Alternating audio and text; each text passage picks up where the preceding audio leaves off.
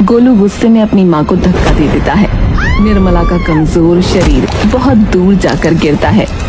उसके सर पर चोट लगती है और सर से लगातार खून बहने लगता है, लेकिन गोलू को इन सब से कोई फिक्र नहीं थी। जमीन पर पड़ी माँ के हाथ से पैसे लेकर गोलू निकल जाता है। तभी वहाँ पर वामिका आती है। अम्मा, अम्मा आप कहाँ हैं? मैं आपको आज एक खुशखबरी सुनाने आई हूँ।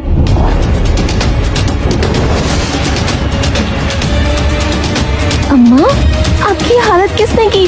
कोई एम्बुलेंस को बुलाओ, जल्दी करो। कुछ लोग जल्दी से एम्बुलेंस को फोन करते हैं।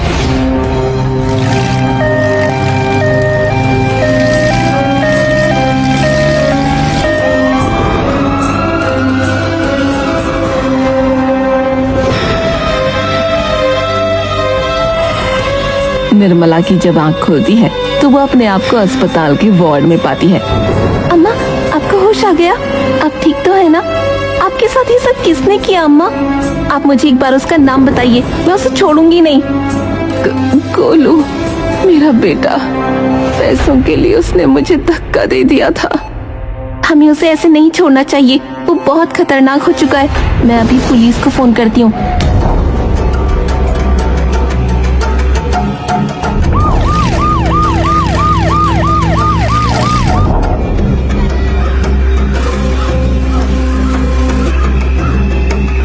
कुछ समय बाद निर्मला की हालत पहले से बेहतर हो जाती है।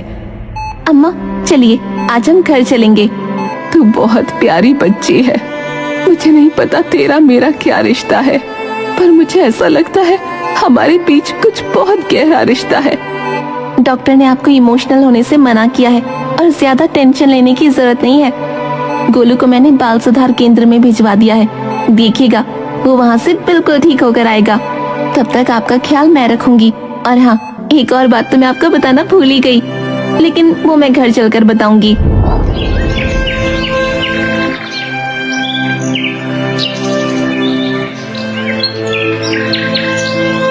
निर्मला और वामिका घर आ जाते हैं।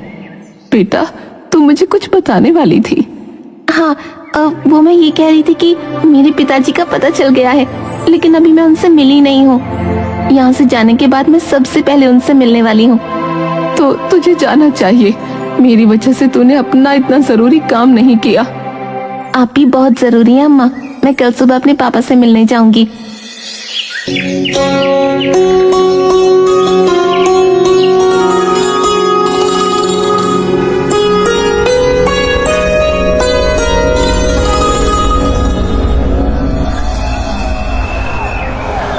वो वृद्धाश्रम में थे और वो अपना अतीत पूरी तरह से भूल चुके थे। पापा? कौन हो तुम? और तुमने मुझे पापा क्यों कहा? मैं आपकी बेटी हूँ पापा।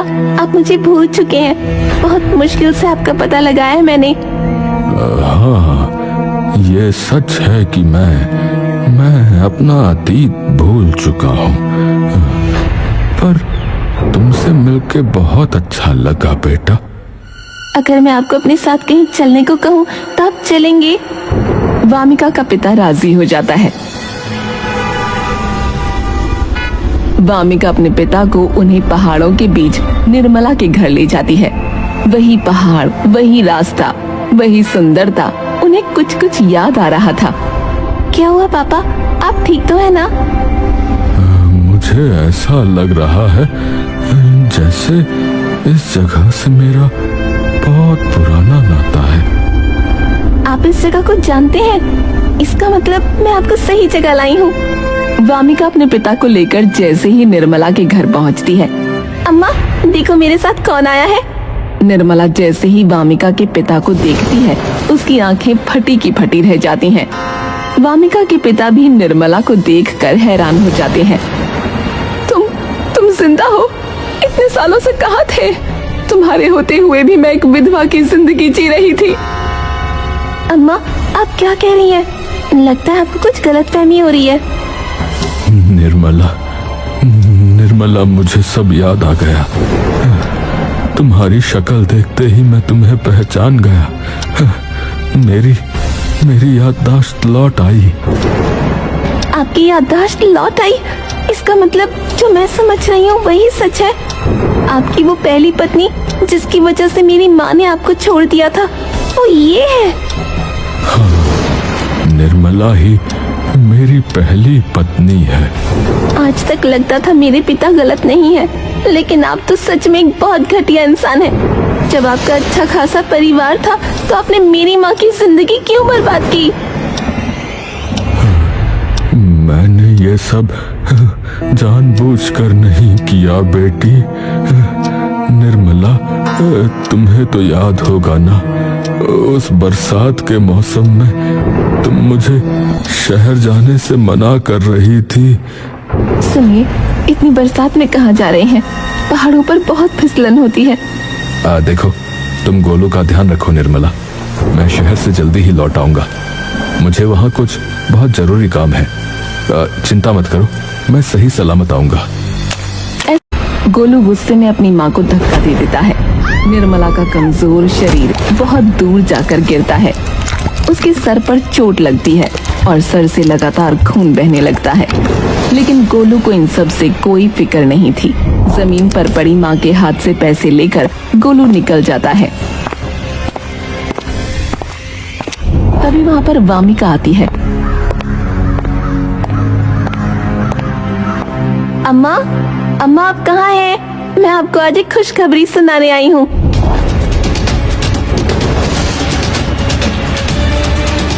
अम्मा, आपकी हालत किसने की? कोई एम्बुलेंस को बुलाओ, जल्दी करो। कुछ लोग जल्दी से एम्बुलेंस को फोन करते हैं।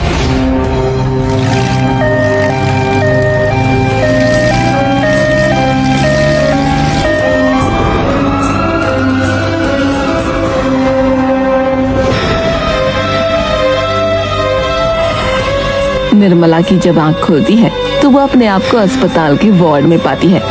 अम्मा, आपको होश आ गया? आप ठीक तो है ना? आपके साथ ये सब किसने किया अम्मा? आप मुझे एक बार उसका नाम बताइए, मैं उसे छोड़ूंगी नहीं। गोलू, मेरा बेटा। पैसों के लिए उसने मुझे धक्का दे दिया था।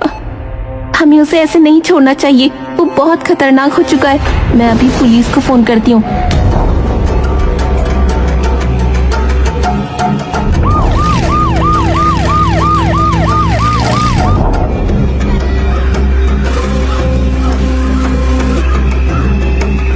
कुछ समय बाद निर्मला की हालत पहले से बेहतर हो जाती है। अम्मा चलिए, आज हम घर चलेंगे। तू बहुत प्यारी बच्ची है। मुझे नहीं पता तेरा मेरा क्या रिश्ता है, पर मुझे ऐसा लगता है हमारे बीच कुछ बहुत गहरा रिश्ता है। डॉक्टर ने आपको इमोशनल होने से मना किया है और ज्यादा टेंशन लेने की जरूरत नहीं है। गोलू को मैंने बाल सुधार केंद्र में भिजवा दिया है। देखिएगा, वो वहाँ से बिल्कुल ठीक होकर आएगा। तब तक आपका ख्याल मैं रखूंगी। और हाँ, एक और बात तो मैं आपको बताना भूल ही गई, लेकिन वो मैं घर चलकर बताऊंगी।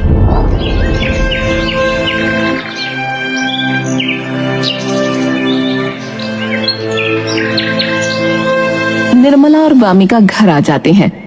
बेटा, तुम मुझे कुछ बताने वाली थी। हाँ, वो मैं ये कह रही थी कि मेरे पिताजी का पता चल गया है, लेकिन अभी मैं उनसे मिली नहीं हूँ। यहाँ से जाने के बाद मैं सबसे पहले उनसे मिलने वाली हूँ। तो तुझे जाना चाहिए। मेरी वजह से तूने अपना इतना जरूरी काम नहीं किया। आप भी बहुत जरूरी है अम्मा। मैं कल सुबह अपने पापा से मिलने जाऊंगी।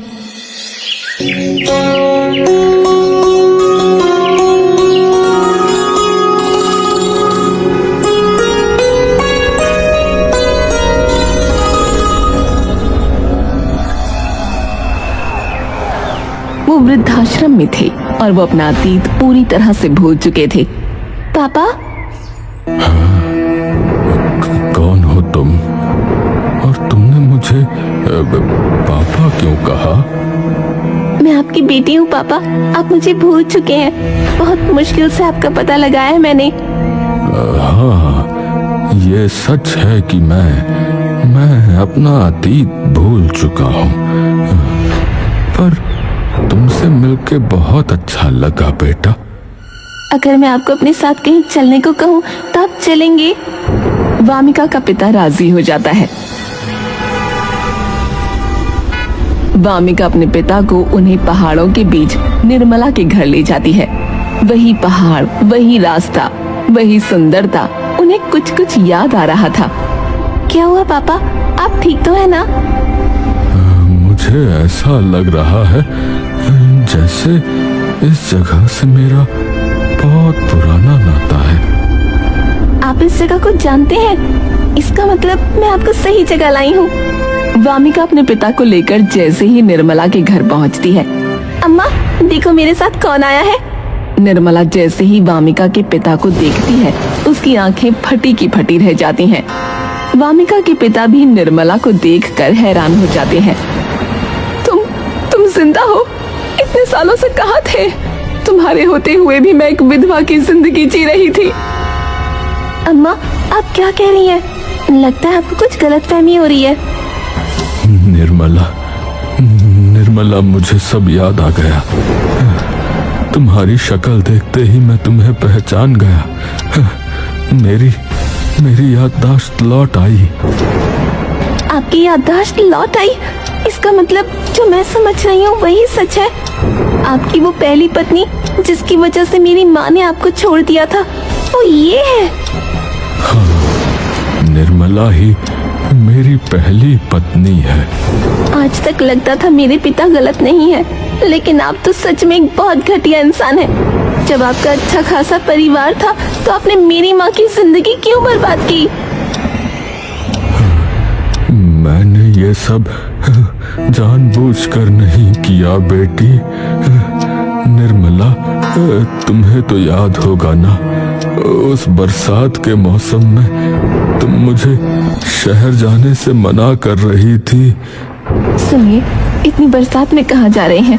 पहाड़ों पर बहुत फिसलन होती है। देखो, तुम गोलू का ध्यान रखो निर्मला।